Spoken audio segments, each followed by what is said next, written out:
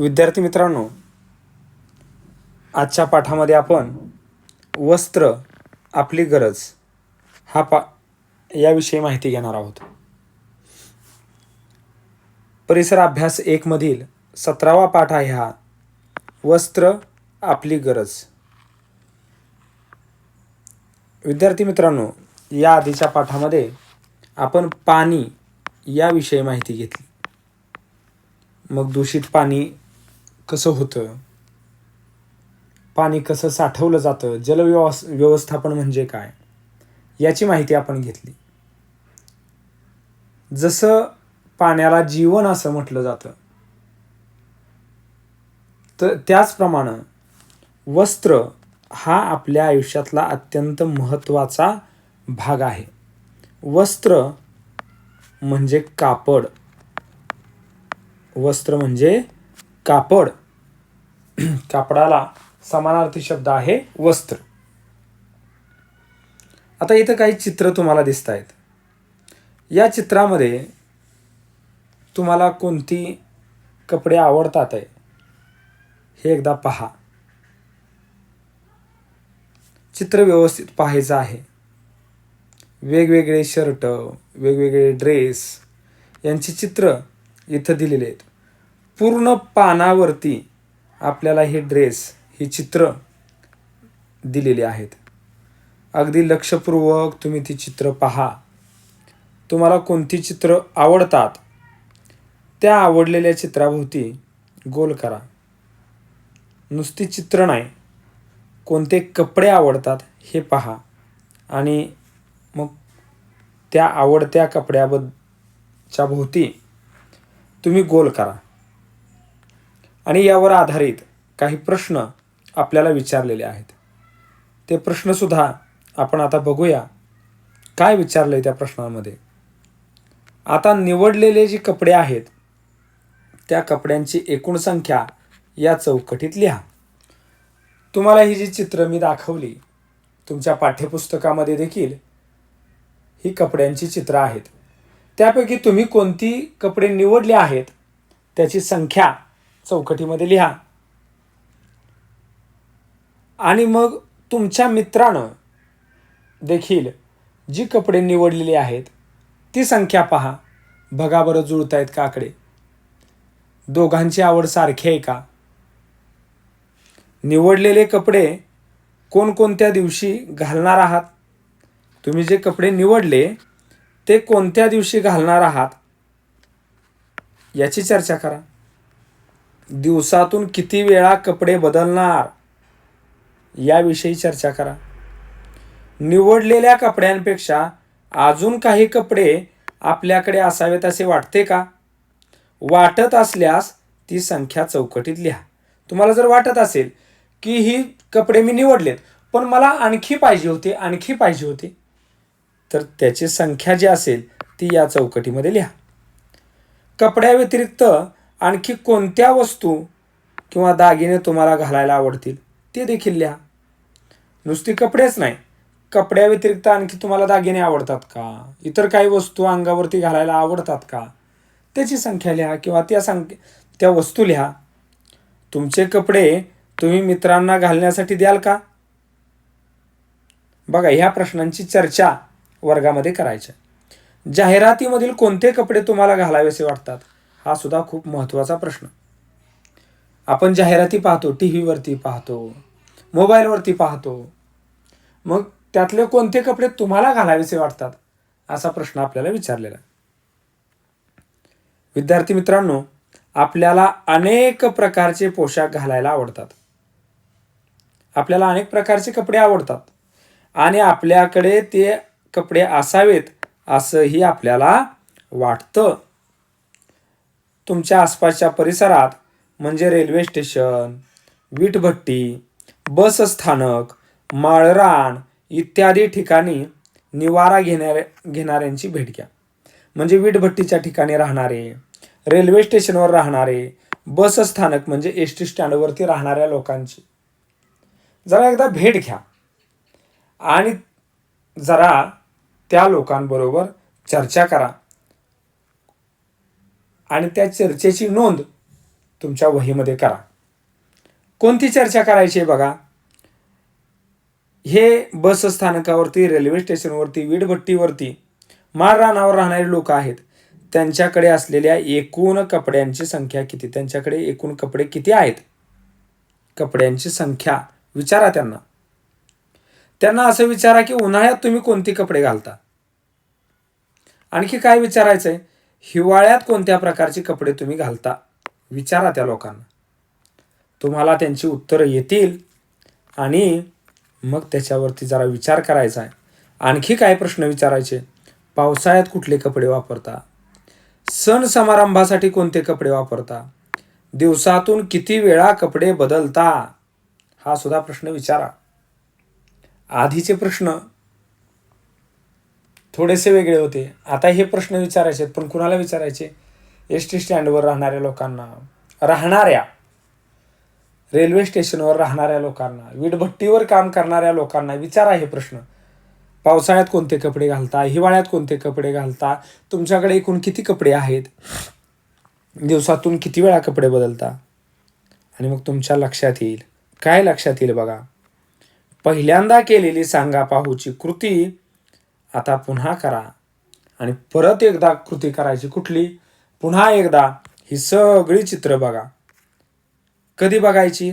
पहिल्यांदा आपण बघितलेली आहेत, पण आता एस टी स्टँड, माळरान, इथं राहणाऱ्या लोकांची चर्चा केली आपण आणि आता पुन्हा एकदा ही सगळी कपडे पहा. त्यातली तुम्हाला कोणती निवडायची ती निवडा. आणि मग हे करताना मात्र आता तुमची गरज लक्षात घ्या. हे गरजेचंच आहे का याचा विचार करा आणि चित्रातील कपड्यांची निवड करा. संख्या या चौकटीत लिहा. आता तुम्ही स्वतःच पहिल्या कृतीचं उत्तर, म्हणजे इथं आपण काही कपडे निवडलेले होते, निवडलेल्या एकूण कपड्यांची संख्या होती, ते उत्तर आणि आता हे उत्तर आता निवडलेलं, दोन्ही उत्तरं सारखी आहेत का मला सांगा.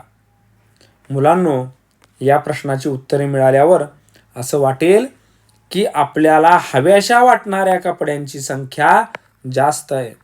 म्हणजे आपल्याला हवंसं वाटणारे ज्या काही गोष्टी आहेत संख्या जास्त आहे.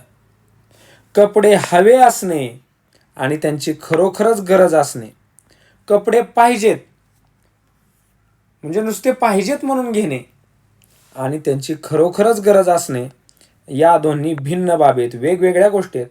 खरंच गरज आहे का त्या कपड्यांची? त्या गोष्टींची खरंच गरज आहे का? तर ती घेणं आणि पाहिजेत म्हणून घेणं याच्यामध्ये खूप फरक आहे. गरज नसताना हे वाक्य खूप महत्त्वाचं आहे बाळांनो. आयुष्यभर लक्षात ठेवण्यासारखं हे वाक्य आहे. गरज नसताना वस्तू हव्या आहेत असे वाटणे हा आपला हव्यास असतो. आपल्याला गरज नाही पण आपल्याला वाटतं की ती वस्तू मला हवी आहे असं वाटणं म्हणजे त्याला हव्यास असं म्हणायचं. हव्यास. हवा आहे, हवा आहे, हवा आहे, मला पाहिजे, मला पाहिजे, मला पाहिजे. पण गरज आहे का? गरज नाही पण वस्तू पाहिजे, त्याला म्हणायचं हव्यास. आपण प्रसारमाध्यमांद्वारे पाहिलं. आपण प्रसारमाध्यम म्हणजे काय? तर टेलिव्हिजन, संगणक, इंटरनेट, मोबाईल याच्यावरती जाहिराती पाहतो आणि त्याकडं आकर्षित होतो.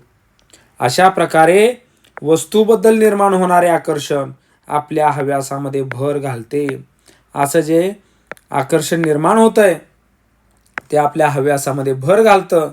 आपल्याला पाहिजे पाहिजे पाहिजे पाहिजे असं वाटू लागतं, पण आपल्याला खरं तर त्या काही गोष्टींची गरज नसते. तुमच्या वर्गामध्ये कपड्यांची गरज आणि हव्यास याच्यावरती चर्चा करा. जरा डोके चालवा. रोहन आणि सानिया ही दोन मुलं आहेत. यांच्याकडे खूप कपडे आहेत. त्यापैकी बऱ्याच कपड्यांचा ते वापर करत नाहीत.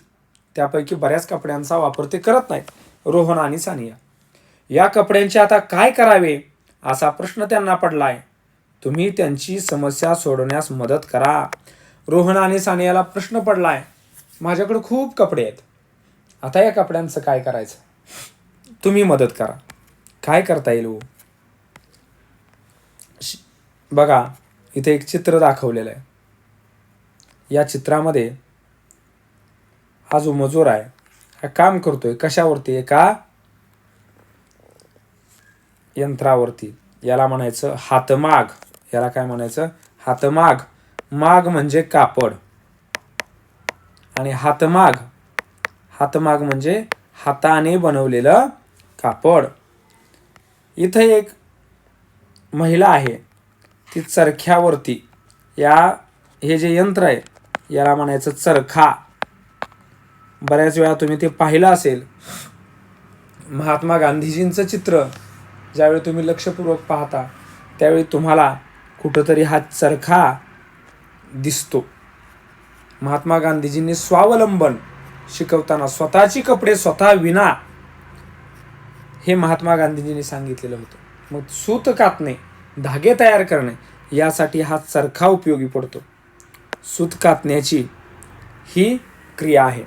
आपण हातमागाचं एक चित्र पाहिलं, सूत कातण्याचं चरख्यावरचं चित्र पाहिलं.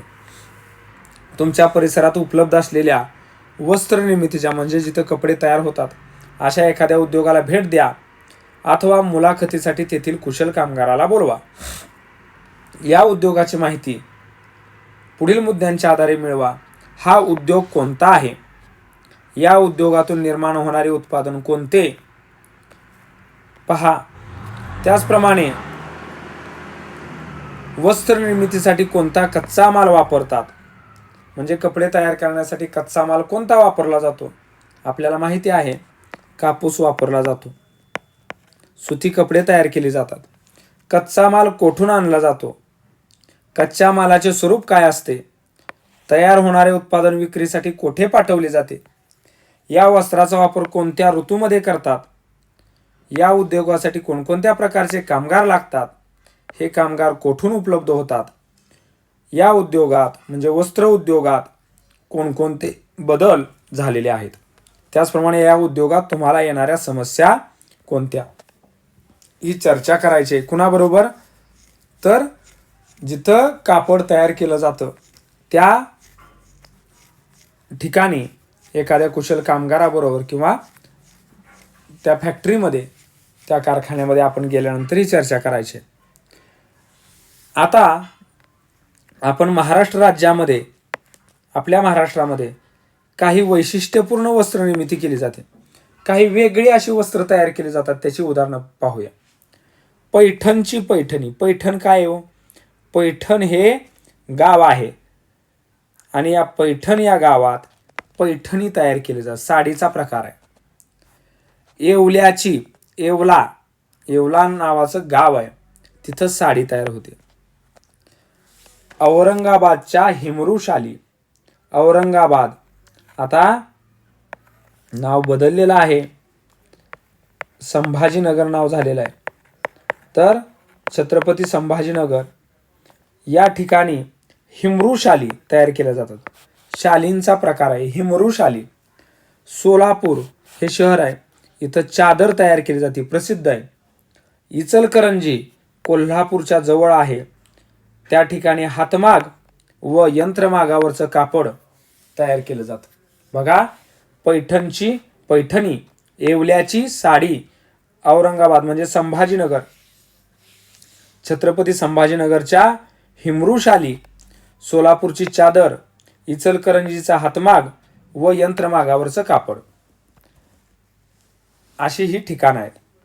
आपल्याला एक नकाशा दिला आहे आणि त्या नकाशामध्ये ही ठिकाणं दाखवलेली आहेत. बघा, इचलकरंजीचं कापड कसं, हातमाग आणि यंत्रमाग. सोलापूरची चादर, सोलापुरी चादर. हिमरूशाल कुठं आहे? औरंगाबाद. तिथं छत्रपती संभाजीनगर लिहून ठेवा. छत्रपती संभाजीनगर असं नाव बदललेलं आहे. आणखी एक नाव बदललेलं आहे बघा, अहमदनगरचं नाव बदललेलं आहे आणि अहिल्यानगर केलेलं आहे. लक्षात ठेवायचं आहे. बघा, या दोन जिल्ह्यांची नावं बदललेली आहेत. औरंगाबादचं छत्रपती संभाजीनगर, मग औरंगाबाद छत्रपती संभाजीनगरचं काय आहे? हिमरूशाल आहे. त्यानंतर नाशिक, नाशिकचं जिल्ह्यामध्ये येवला हे ठिकाण आहे, त्या ठिकाणी साडी आहे. आणि पैठणची पैठणी इथं छत्रपती संभाजीनगर जिल्ह्यातच आहे. पैठणची पैठणी लक्षात ठेवायचं आहे. आणि कोल्हापूर जिल्ह्यामध्ये इथं इचलकरंजी आणि इथं हातमाग आणि यंत्रमागावर कापड तयार केलं जातं. सोलापूर जिल्ह्यामध्ये सोलापुरी चादर तयार केली जाते. औरंगाबाद जिल्ह्यामध्ये म्हणजे छत्रपती संभाजीनगरमध्ये 2 ठिकाणं आहेत. एक हिमरूशाली छत्रपती संभाजीनगरमध्ये तयार केल्या जातात आणि पैठणच्या पैठणी लक्षात ठेवायचं आहे. अहमदनगर हे नाव बदलून अहिल्यानगर केलेलं आहे. हे सुद्धा मी तुम्हाला जादा माहितीसाठी सांगितलेलं आहे. इथं दिशादर्शक आहे बघा. वरच्या बाजूला नकाशात नेहमी उत्तर दिशा दाखवली जाते. लक्षात ठेवायचं आहे. उत्तर, दक्षिण, दक्षिण दिशा बरोबर उत्तरच्या खालच्या बाजूला दक्षिण. त्यानंतर आपल्या डाव्या बाजूला पश्चिम आणि उजव्या बाजूला पूर्व लक्षात ठेवायचं आहे. नकाशातल्या दिशा आपल्याला सांगता आल्या पाहिजेत. इथं काही चित्र दिलेली आहेत. या चित्रांमध्ये साड्यांचे वेगवेगळे प्रकार दिलेले आहेत. बघा, वेगवेगळ्या प्रकारची सुतं, वेगवेगळ्या प्रकारचे धागे वापरून या साड्या तयार केलेल्या आहेत. आणि ह्या साड्या कुठं बनतात, प्रत्येक ठिकाण वेगळं आहे. याची माहिती आता आपण घेऊया. बघा, लखनवी चिकन नाव वेगळं आहे. काय? लखनवी चिकन. काश्मीरची सिल्क, सिल्क म्हणजे रेशीम, रेशमी साडी कुठं? काश्मीरमध्ये तयार होते. लखनवी म्हणजे लखनऊ शहर आहे. कुठं आहे लखनऊ शहर? उत्तर प्रदेश या राज्यात आहे. उत्तर प्रदेश या राज्यामध्ये लखनऊ हे शहर आहे. तिथं लखनवी चिकन नावाची साडी आहे. काश्मीरची सिल्क, बनारसी सिल्क, बनारसी उत्तर प्रदेशामध्ये बनारस नावाचं शहर आहे. लक्षात ठेवा, तिथं बनारसी सिल्क मिळते. कडियल लक्षात घ्या, हे सुद्धा वस्त्राचाच प्रकार आहे. कडियल, पितांबरी, पोचमपल्ली, पोचमपल्ली, नारायणपेठ, कांजीवरम, पटोला, म्हैसूर सिल्क असे साड्यांचे अनेक प्रकार आहेत. हे सगळे प्रकार कशाचे आहेत? साड्यांचे आहेत. लखनवी चिकन, काश्मीरची सिल्क, बनारसी सिल्क, कडियल, पितांबरी, पोचमपल्ली, नारायणपेठ, कांजीवरम, पटोला, म्हैसूर सिल्क असे साड्यांचे अनेक प्रकार आहेत. देशाच्या वेगवेगळ्या भागात या साड्या आपल्याकडील विविधता दाखवतात. बघा, वस्त्रामधील विविधता जाणून घेण्यासाठी पालकांबरोबर म्हणजे आपल्या घरच्या मोठ्या माणसांबरोबर कापडाच्या बाजारात जा.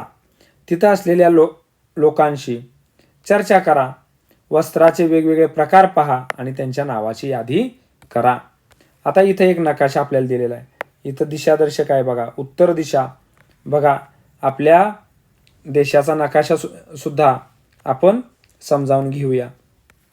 उत्तरेला लडाख, जम्मू काश्मीर केंद्रशासित प्रदेश आहेत. बघा, नव्याने झालेले आहेत. लडाख आणि जम्मू काश्मीर उत्तरेला आहेत. दक्षिणेला हिंदी महासागर आहे. दक्षिणेला हिंदी महासागर. भारताच्या दक्षिणेला कोणता महासागर आहे? हिंदी महासागर. उत्तरेला काय आहे? हिमालय पर्वत आहे. उत्तरेला हिमालय पर्वत आहे. त्यानंतर पश्चिमेला अरबी समुद्र आहे.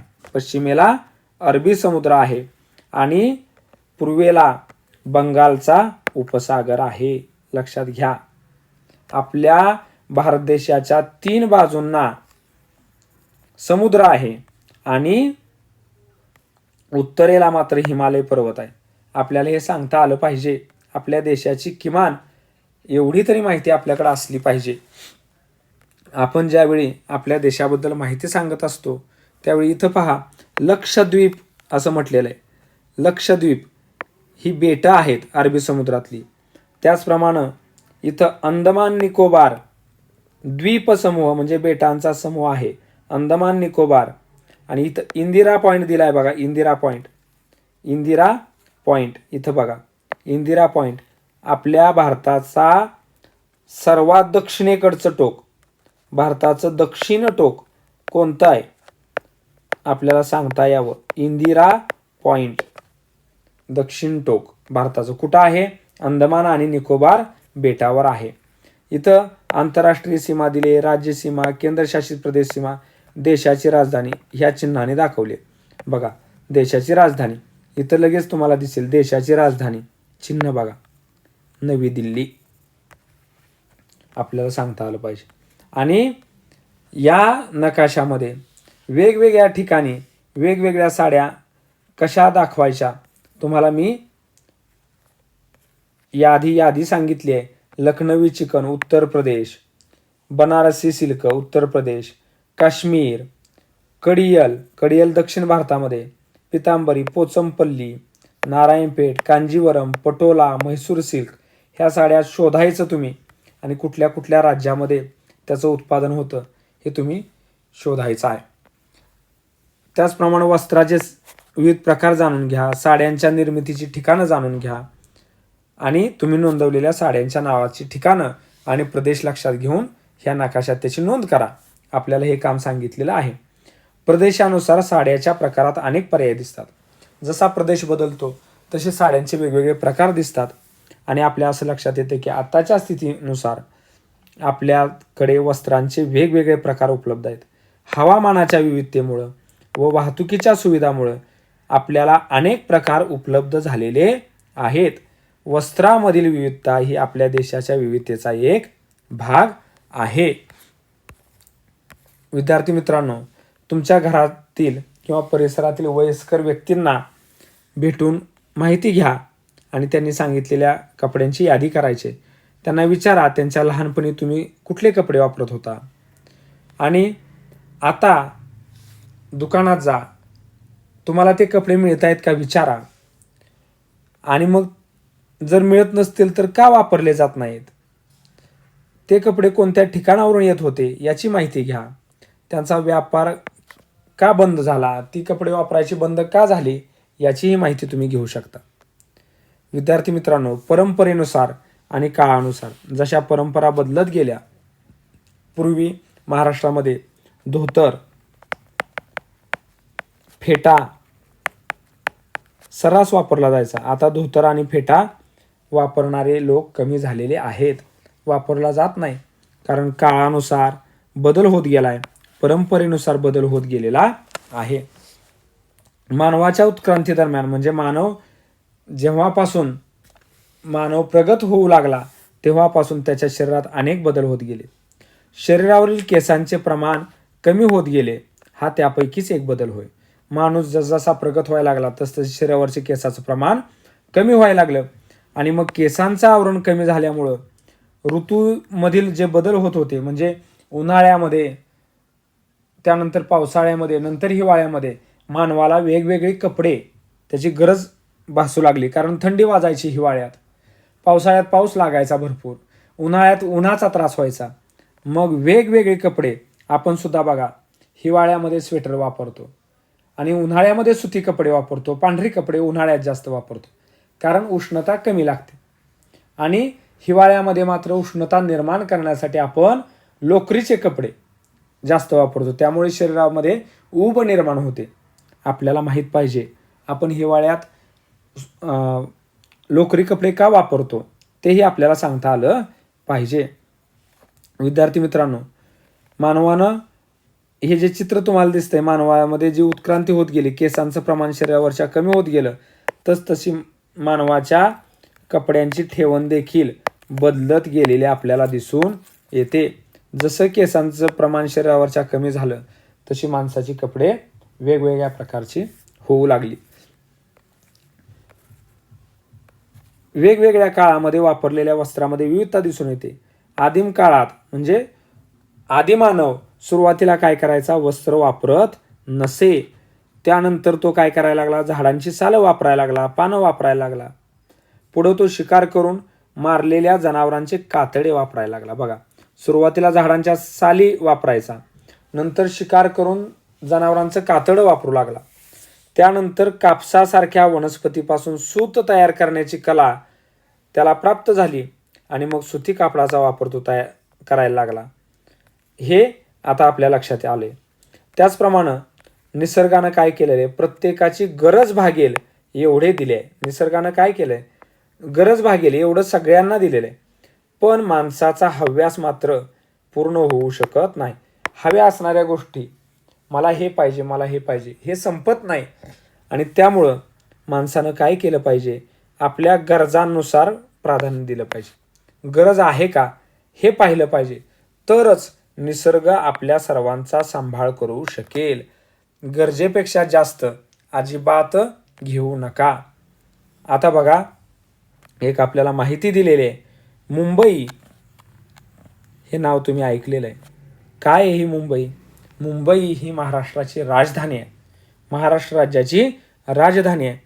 आणि ही मुंबई हे कापड गिरण्यासाठी जगातलं प्रसिद्ध ठिकाण होते. जगातलं, संपूर्ण जगातलं कापडासाठीचं प्रसिद्ध ठिकाण कोणतं होतं तर मुंबई. कारण मुंबई हे शहर बेटावर वसलेले, ही बेटं आहेत. मुंबईची एकूण बेटं किती आहेत तुमच्या माहितीसाठी असू द्या. मुंबई हे 7 बेटावर वसलेलं शहर आहे. त्याला 7 बेटांचे शहर असे देखील म्हणतात. 7 बेटांचे शहर कोणते? मुंबई. आणि मग ही जी बेटं होती तिथलं हवामान दमट होतं, त्यामुळं लांब धाग्याचं कापड तयार करणं तिथं शक्य होत होतं. त्यामुळं मुंबई हे कापड उद्योगाचे मोठे केंद्र बनले. मुंबई हे कापड उद्योगाचं मोठं केंद्र का बनलं तर तिथलं हवामान दमट होतं. समुद्रावरती ती बेटं होती 7 आणि तिथं दमट हवामानामुळं लांब अशा धाग्याचं कापड तयार करता येणं शक्य होतं. त्यामुळे कापड उद्योगाच्या भरभराटीमुळे भारताच्या विविध प्रदेशातून रोजगारासाठी येऊन या ठिकाणी लोक स्थायिक झाले. तेव्हापासून मुंबई हे भारतातील आर्थिक घडामोडीचे महत्त्वाचे केंद्र बनले. आर्थिक घडामोडीचं महत्त्वाचं केंद्र कोणतं आहे? मुंबई.